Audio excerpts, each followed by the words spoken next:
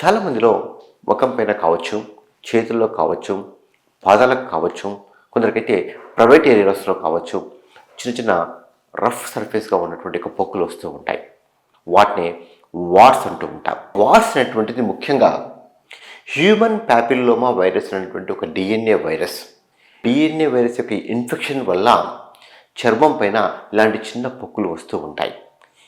Watts అనేటువంటిది ఒకరి నుంచి మరి ఒకరికి కాంటాక్ట్ వలన, అంటే ఆ యొక్క వాట్స్ ముట్టుకోవడం చేత, లేదా ఇండైరెక్ట్ ఆబ్జెక్ట్స్ వలన, అంటే ఉదాహరణకి క్లాతింగ్ కావచ్చు, స్విమ్మింగ్ పూల్లో ఉండేటువంటి యొక్క సర్ఫేస్ వలన ఇక బేర్ ఫుట్లో నడిచినప్పుడు పాదాలకి యొక్క వాట్స్ వచ్చేటువంటి అవకాశాలు ఉంటాయి. తర్వాత సెలూన్కి వెళ్ళినప్పుడు అక్కడ వాడేటువంటి యొక్క షేవింగ్ కిట్ వల్ల కూడా ఒకరి నుంచి ఒకరికి యొక్క వాట్స్ స్ప్రెడ్ అయ్యేటువంటి అవకాశాలు ఉంటాయన్నమాట.